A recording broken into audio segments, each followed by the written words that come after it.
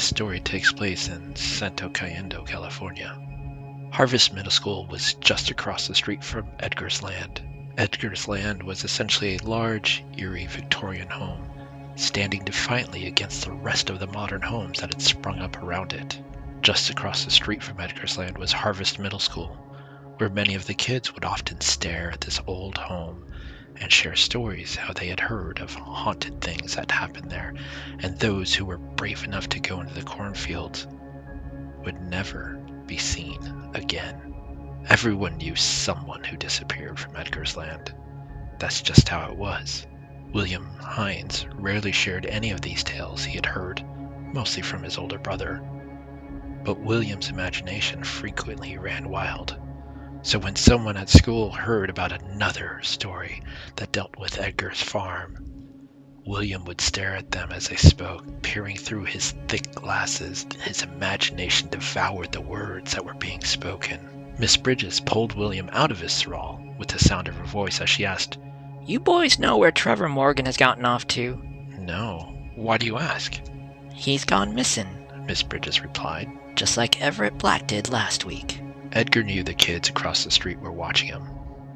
There were all kinds of stories that emerged about how evil Edgar was. Despite donating a large portion of his crops to homeless shelters, Edgar's reputation was forever tainted by the stories the children told about how his old Victorian home and lands were haunted.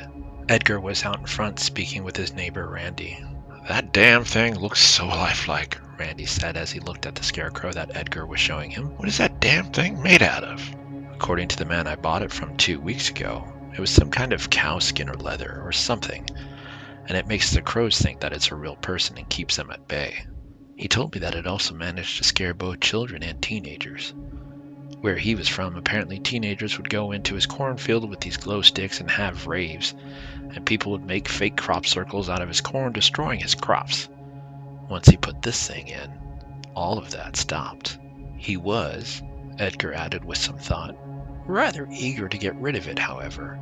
He called it a bajang." "Well," Randy drew out the words, "I ain't no kid by any stretch of the imagination, but damn, I can tell you one thing. That blasted thing makes me want to run away from just looking at it," Randy confessed, taking off his hat to momentarily run his fingers through his rapidly receding hairline. "It just feels like it's watching my every move," Randy said. "Well, hopefully those kids from the middle school feel just as you do," Edgar laughed, patting his friend on the back. "And hopefully they stay away and out of my crops from here on out and just stick to the playground. Now let's head back in, and make no mention of the scarecrow to Lucy. She finds out I bought this thing for as much as I did, she'll have my head on a platter." Right," Randy replied, unaware he was nervously wringing his hat in his hands. "Head on a platter," he muttered beneath his breath. We don't want that now, do we?" As they turned to leave, Randy could swear he felt the scarecrow still watching him, eyes burning through the back of his skull. "Head on a platform," he repeated to himself several times as they entered in Edgar's home. William awoke to a sound at his window. Though bleary, brown-eyed, William tried to look out his window, but without his glasses, he couldn't see very well. He reached over, and after a few moments of feeling around on his nightstand, he found his glasses and put them on. To his surprise, right outside the window was a crow, and with it a red balloon tied around its ankle. The blackbird rapped at the window again with its beak, as if pleading for the young boy to wake up. William looked over at his older brother, who was in his own bed but still in the same bedroom. But his older brother just continued to snore. As William swung his legs around to get out of bed, he made his way quietly to his brother, but the blackbird seemed to rap more viciously now and again at the window. William stopped, just inches from his brother, and decided not to wake him. After all, the poor bird probably was just tangled in the balloon and needed help freeing itself. William quietly tiptoed through the hallway and opened the front door. He made his way around to the side of the house where he could see the black crow still on the windowsill. The crow cawed at him and then flew, landing on the fence. William debated for a moment whether he should follow or just let the crow be. After all, if it could fly, it should be fine. But after a few moments, he considered the idea. If the crow flew into the trees, the balloon could get tangled.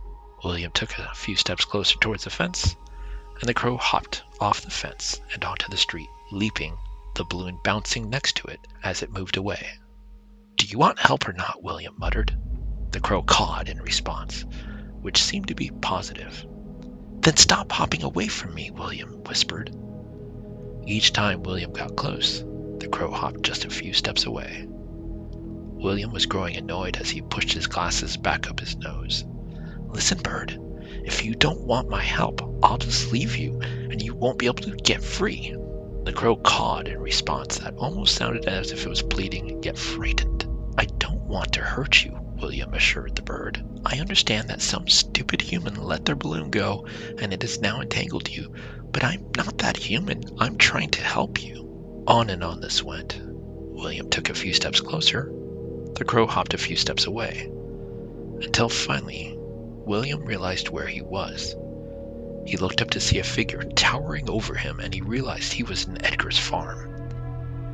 He had been so obsessed with trying to free the bird from the balloon, he had not realized that the bird had lured him 2 blocks away into the farm. William fell backwards out of shock, falling over himself, his arms held up in front of his face defensively. When nothing came, he looked through his fingers and saw a figure before him was not Edgar, but rather a very unusual-looking scarecrow. William heaved a deep sigh and wiped the sweat from his brow and onto his red shirt. He looked and saw the crow was on the scarecrow's shoulder. Then he heard a caw and saw another crow, and then another, and then yet another. They were all looking at him, their eyes seemingly glowing blood red under the crescent moon. Edgar woke up the following morning and stretched as he stared out the window. What the hell? He put on his overalls and quickly walked into the backyard. He shook his head. "Damn kids," he swore beneath his breath. He took the glasses off the scarecrow and tucked it into his red shirt.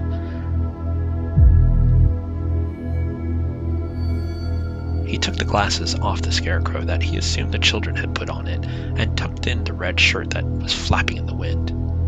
He began walking back towards his house when he suddenly came to a dead stop and turned around to look at the scarecrow again. Wait a minute. Yesterday it had a blue shirt on, not a red one. He shook his head and chalked it up for the teenage pranksters and headed back inside to prepare breakfast. The scarecrow turned its head and whispered, "This new skin feels so fresh."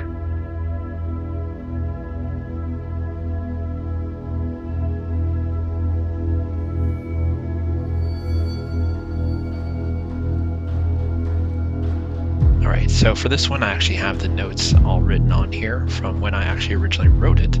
This one was called Sleeping in the Field, which was written back in 2014. The elements that this story had to contain was either a child or children, a balloon, and a playground.